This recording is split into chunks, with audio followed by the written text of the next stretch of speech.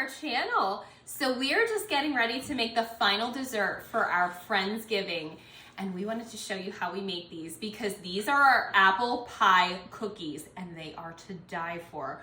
We take a Biscoff cookie and we make a well in the center of it and fill it with some cinnamon and sugar apples. And these are absolutely amazing.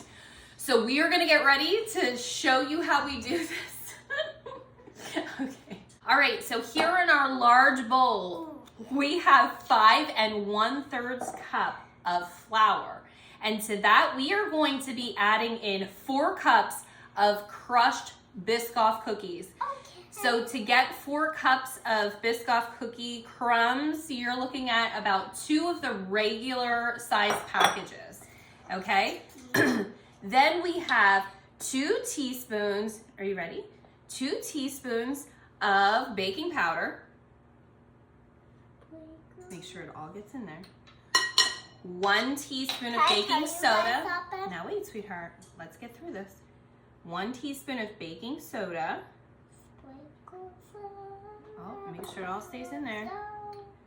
1 teaspoon of Himalayan pink salt. We have to get a lot of it in here. And then 2.5 teaspoons of cinnamon.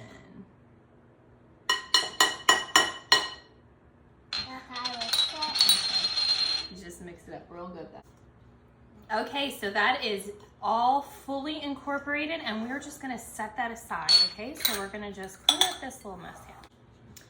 Okay, so then here in our large bowl, we have 2 cups of softened butter. And to that, we are going to be adding in 1 1/3 cup of sugar.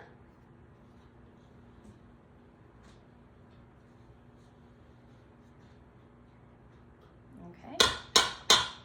1 cup of dark brown sugar. I remember us having, here, you hold it Dump out. it in. You hold it out. Oh, okay. You scrape it? Cause Teamwork. Ooh, there we go. Okay. it's like, All right, and we are just going to cream these together. Watch your fingers, okay? and I'll put this in. Not yet, okay? We'll need that in a couple minutes to scrape down the sauce, Oh, okay? a wheel for this. Okay, and then we have 4 eggs. We are gonna add in our 4 eggs. Dump those in. Let me try one at a time. We'll do all 4 of them. Okay. All right, and then we have 1 tablespoon and 1 teaspoon of Oh, vanilla. I was gonna add it. That's okay, sweetheart. Okay, and we're gonna beat that all together.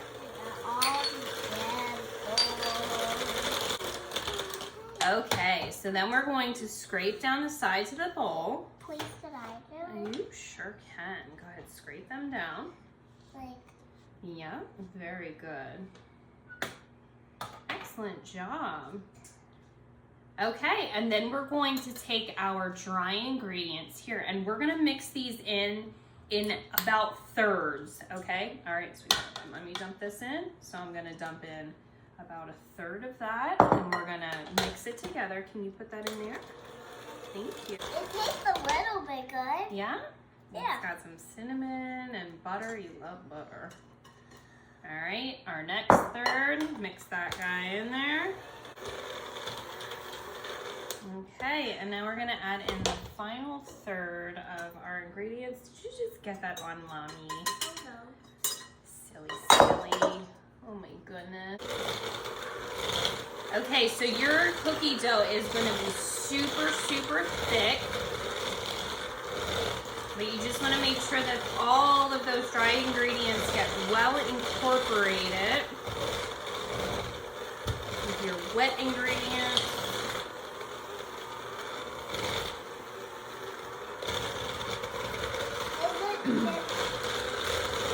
So like all the stuff that we put in here is all in the dough. Sure is. Okay, so this smells so amazing. We should make a strawberry cake. All right. Okay, so we have this nice thick dough here, and we are gonna get ready to get this on our cookie sheet. So we have a cookie sheet here lined with a silk pad. Whenever I'm making cookies, you'll always hear me say to line your cookie sheet with a piece of parchment paper or a silk pad. It's the best way of making sure that your cookies bake up evenly and they don't burn. So this recipe makes about 36 very large cookies, and you're gonna want every last drop of them because they're so delicious. All right, but we are using a large cookie scoop, and we're gonna take a generous amount of our cookie dough. We are going to roll it in a ball and stick it right here on our cookie sheet. And then what you're gonna do is press this down gently with the palm of your hand, okay? And then I have a 1/3 cup measuring cup, and what I'm gonna do is use the bottom of this to press a well into the center of our cookies. Can I do it? Sure. Okay, now depending on what kind of measuring cups you use, you might use 1/4, you could use 1/3. You just wanna make sure that you have a nice border around the outside of your cookie, because once this bakes up, we are going to be filling it with those sauteed cinnamon and sugar apples. It kind of tastes good. Oh, good. So we are only gonna put 6 of these on our cookie sheet at a time because they're going to spread out and become these very large cookies. All right, we have our oven preheating to 350 degrees, and we are gonna bake these cookies from 15 to 20 minutes. You just wanna make sure that they get golden brown and that you can tell that they're nice and set. And then when you take them out of the oven, you're gonna wanna keep this on hand because this inside well is going to bake up just a little bit because we have those leavening agents in it.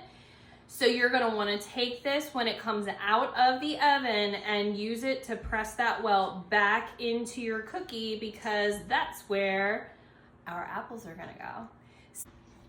Okay guys, we are back and our cookies are now baking up in the oven, so it's time to show you how we make these sauteed cinnamon and sugar apples. So to get started, we have a large bowl of apples, and in it we have 5 Granny Smith apples and 5 McIntosh apples, and they're sliced very thin. I like to use a combination of the two because the McIntosh apples are a softer apple and they break down and sort of make like a sauce, while the Granny Smith ones keep their shape and they add that extra crunch. Okay, so this is the lemon juice. Can you give that to Mama? Hi, for it. Sure. Okay, so we are just gonna dump 3 tablespoons of lemon juice over the top of these apples, okay? Does it smell good? All right, so we're gonna just toss those, and all that lemon juice is doing is keeping these from getting super brown. Wow. Okay, so we're just gonna set that aside. Now I have my brazier here on our stove, and we are going to turn this up to medium high, and we're gonna get all of our other ingredients in here. So, we're gonna start with our water. We have 5 cups of water. We're gonna dump that in. Okay. Ooh, it's steaming. Okay, don't touch, okay? Then we're gonna put our sugars in. Can you give me the sugars? Okay. We have a 1/2 cup of sugar. Boom, bam, boom, Okay. bam. All right, keep those fingers away from the heat. Then we have 1 cup of brown sugar. Oh, that's gonna splash, okay? Because look at it, it comes out in a chunk. Okay. You could put it. Then, oh no, wait. Then we have 1 tablespoon of cinnamon. Okay. And then Mommy's gonna dump this in. It's 2.5 teaspoons of vanilla. And then we have 1/2 cup of cornstarch. Whoops. Okay, and we are just going to mix this together in here. Ew, lemon.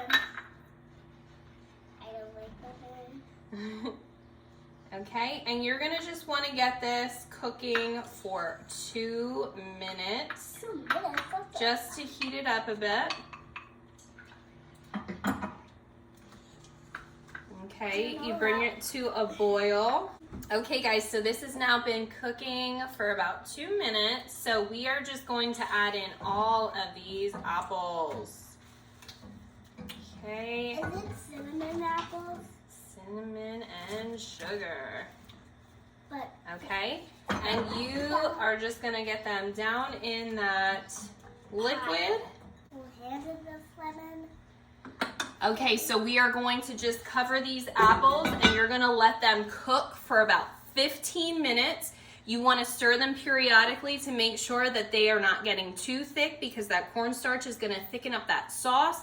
But all you're looking for is your apples to get nice and tender and get a thick sauce in there.